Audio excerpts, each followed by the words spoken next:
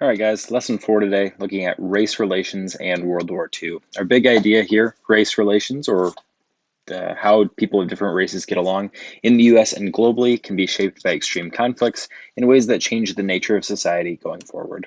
Some of the topics that we're going to cover: Black Americans' contributions to World War II, both in manufacturing and as a part of the military; Japanese internment in the United States, which we've been talking about in class; and the Holocaust and America's relationship with anti-Semitism, or hatred of Jewish people. Here we go. Black Americans in the World War II workforce. World War II significantly affected nearly every aspect of life in the United States, particularly its racial dynamics. African Americans, Mexicans, and Mexican Americans, Jews, and Japanese Americans encountered considerable challenges during this period. In early 1941, before the Japanese attack on Pearl Harbor, A. Philip Randolph, the president of the Brotherhood of Sleeping Car Porters, the largest black trade union in the country, gained national attention by threatening to organize a march on Washington, D.C. Randolph argued that weapons manufacturing companies were still largely unwilling to hire black workers and that the armed forces remained segregated.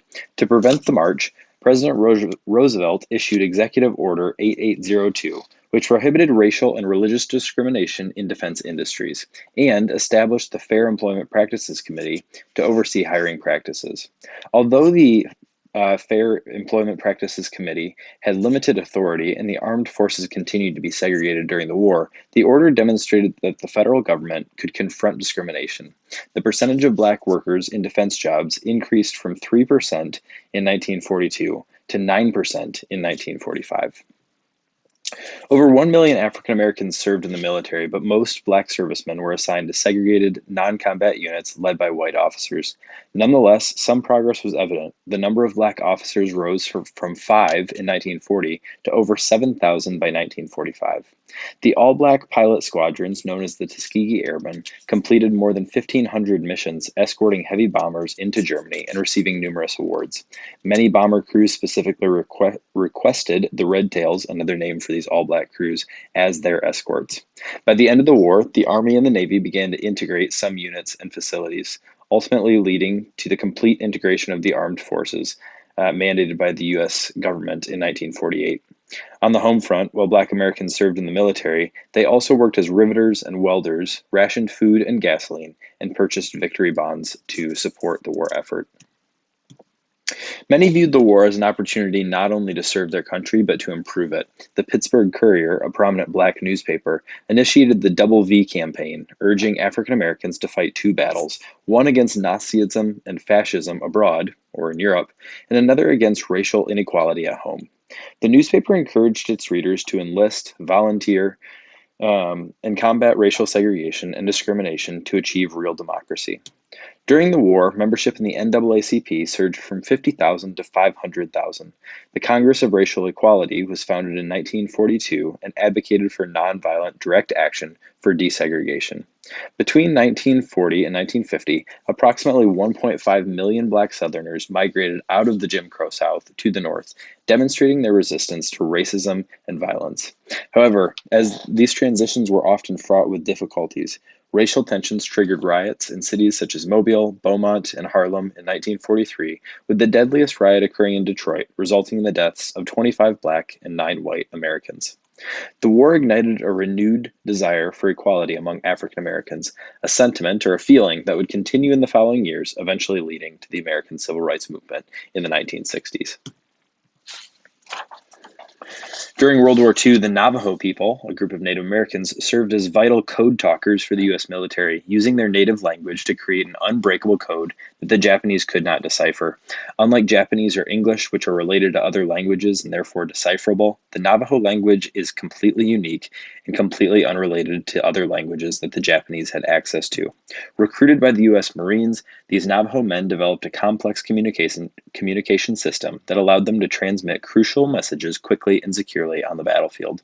Their work was instrumental in key victories, such as those at Iwo Jima and Guadalcanal, highlighting the significant role of indigenous or Native American cultures in American history. The bravery and skill of the Navajo code talkers left a lasting legacy that's still celebrated today. Many Americans faced prejudice, and as the U.S. entered the war, foreign nationals from enemy countries found themselves in precarious or uncertain situations. The FBI targeted many individuals suspected of disloyalty, leading to detainment and potential internment under the Alien Enemy Act. Those who were interned or imprisoned were transferred to government camps surrounded by barbed wire and armed guards. This internment was authorized by President Roosevelt's Executive Order 9066 in February 1942, which allowed military commanders to remove individuals from designated exclusion zones that covered nearly a third of the country. 30,000 Japanese Americans fought for the United States in World War II, yet wartime anti-Japanese sentiment led to the detention of individuals of Japanese descent, including immigrants and American citizens, by the War Relocation Authority, which managed their relocation to internment camps. Many lost their homes and jobs. Although over 10,000 German nationals and a small number of Italian nationals were also interned or imprisoned, the internment policies disproportionately targeted those of Japanese descent, primarily because of anti-Asian racism, affecting over 110,000 individuals, of whom 80,000 were American citizens. In the face of government abuse of Japanese Americans, the Japanese American community continued to contribute to the war effort. Although the U.S. military initially rejected Japanese American enlistment, or people who wanted to join the military, after a federal ban was lifted in 1943, many Japanese Americans joined the U.S. military. Over 10,000 second-generation Japanese Americans formed the segregated 442nd Regimental Combat Team. This combat team would go on to fight in Europe, lead to the freedom of Nazi concentration camps, and earn more than 4,000 Purple Heart Awards and 4,000 Bronze Star Awards for heroism in war. The team's motto, "Go for broke," meant to give everything you have, and its members certainly did that on the battlefield. In its 1982 report titled Personal Justice Denied, the Commission on Wartime Relocation and Internment of Civilians concluded that the relocation program was driven by race prejudice, war hysteria, and a failure of political leadership. Although exclusion orders were deemed constitutionally allowed for national security reasons, they were later recognized as a severe injustice against people of Japanese descent by military and judicial leaders at the time. In 1988, President Ronald Reagan signed a law that formally apologized for the internment and provided reparations, or cash payments, to people who had survived internment. While the actions taken during the war by the United States were later deemed unjust, the inaction of American officials regarding the Holocaust is equally troubling. As Allied forces advanced into Germany and Poland, they uncovered the full extent of Hitler's genocidal acts. Hitler led the German people to believe that the Jews were the root of all of Germany's problems, and his final solution called for the relocation and murder of all Jewish people. The Allies liberated extensive camp systems where millions were imprisoned, forced into labor, or exterminated or killed. The Holocaust, which involved the systematic murder of 11 million civilians, including 6 million Jews, had been occurring for years.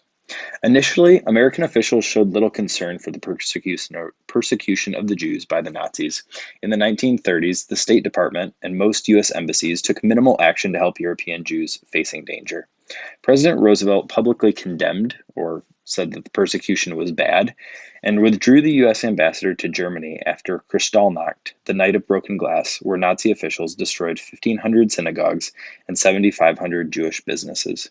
Roosevelt called for a conference in France where world leaders discussed the Jewish refugee crisis and tried to expand immigration quotas. However, the conference yielded no solutions, and the U.S. denied entry to countless Jewish refugees who wanted to leave Germany.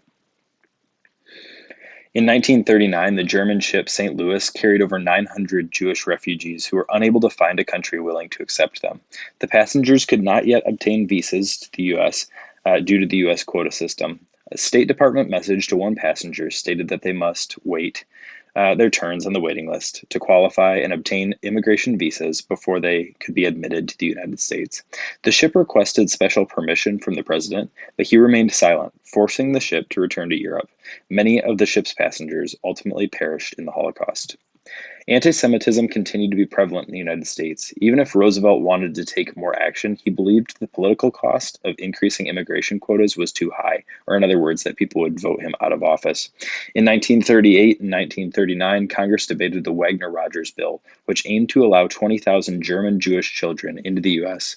First Lady Eleanor Roosevelt supported the bill, but the president did not publicly endorse it. The bill faced opposition from around two-thirds of the American public and was ultimately defeated.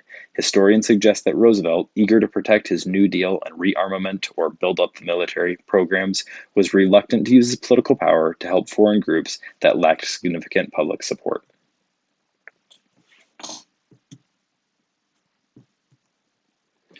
Information about the Holocaust's full extent was slow to emerge. At the war's outset, American officials, including Roosevelt, were skeptical of initial reports regarding death camps. Even when they acknowledged their existence, they cited limited options for response. The most feasible military action would have been to bomb the camps or the railroads leading to them, but military and civilian leaders rejected these options, arguing that they would not effectively halt deportations or people being sent to camps, distract from the war effort, or risk casualties amongst the prisoners. Whether bombing the camps would have saved lives remains a contentious or heated debate. In the end, American troops played a large role in liberating or freeing prisoners from camps. While British and Russian troops often received credit for actually capturing the camps, American influence in the war did help to finally free the Jews from camps across Europe. Later in the war, Treasury Secretary Henry Morgenthau, who came from a wealthy Jewish family in New York, advocated for significant changes in U.S. policy. In 1944, he established the War Refugee Board and became a strong proponent for Jewish refugees. The War Refugee Board is credited with saving around 200,000 Jews and 20,000 others. Morgenthau also persuaded Roosevelt to issue a public condemnation of Nazi persecution. However, by this time, it was already 1944, and these actions were seen as too little, too late. The genocide of the Jews under Nazi control is still one of the most significant parts of Hitler's legacy. The persecution of the Jews during World War II led to the current state of Israel in the Middle East, which has been a center point for many global and regional conflicts. The idea of genocide, which refers to any systematic killing of a group of people, was first used to describe the Holocaust, which is generally agreed to be the worst single human rights violation event in the last 100 years. Okay. This is the basic information here for race in World War II, thinking about Black Americans, Jews, and Japanese Americans as well. We'll recap it in class.